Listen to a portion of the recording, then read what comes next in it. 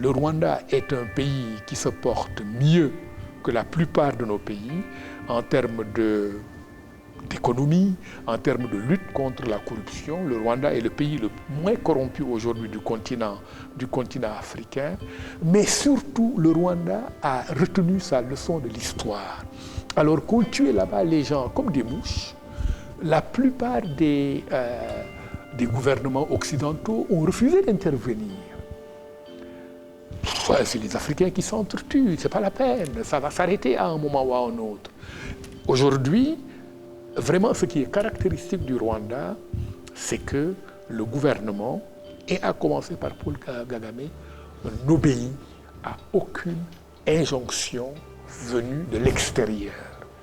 Et ce fait-là, c'est fondamental parce que pour moi, dans l'état actuel de ma réflexion politique, il y a deux conditions qui permettront à un pays africain de s'en sortir. C'est un leader africain ayant le goût de la liberté, c'est-à-dire assez de caractère pour dire « vous n'avez pas à me dire ce que je dois faire pour mon pays ou dans mon pays ». Ça, c'est la première chose. La deuxième, c'est un leader ayant une intégrité personnelle indiscutable. C'est-à-dire quelqu'un qui n'est pas là pour ramasser l'argent du pays, le mettre dans des comptes en banque, etc. Et je crois que ces deux conditions sont réunies au Rwanda. Vous ne pouvez pas lutter contre la corruption si vous êtes vous-même un président de la République corrompu. Et tout ça, je pense que le Rwanda le doit malheureusement au génocide. Le génocide lui a appris qu'il ne faut compter sur personne, et que finalement, la vie d'une nation est quand même quelque chose de fragile. La défense du rayonnement de la langue française, c'est aussi la défense des intérêts économiques de la France dans le monde. Et la France intervient parce que c'est son territoire et personne ne doit y toucher.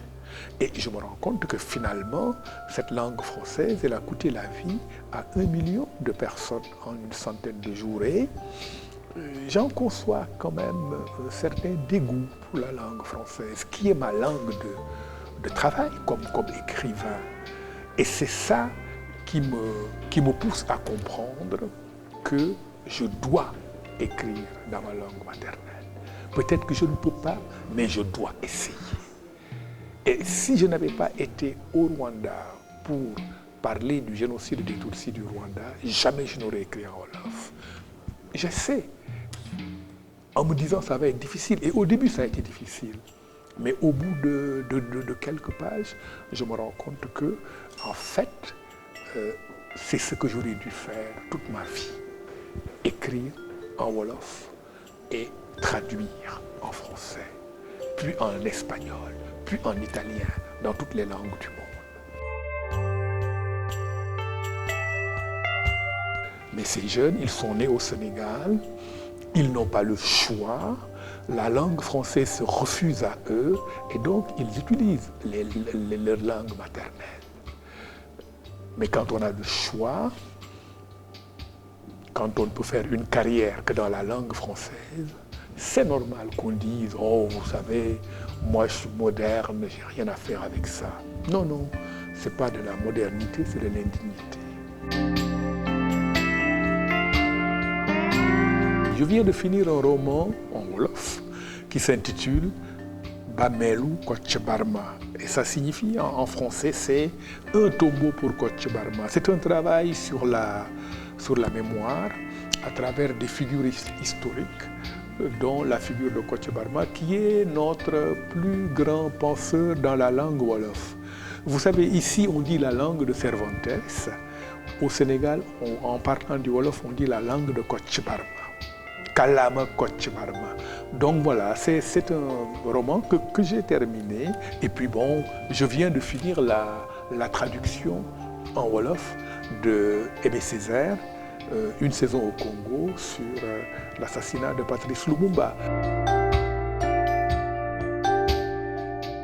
Mais il y a deux auteurs africains très différents que j'aime tout particulièrement. C'est John Coetzee, le Sud-Africain, notamment pour Disgrace et Summertime. Et puis, Achebe, Le monde s'effondre. Je considère que c'est un très grand livre.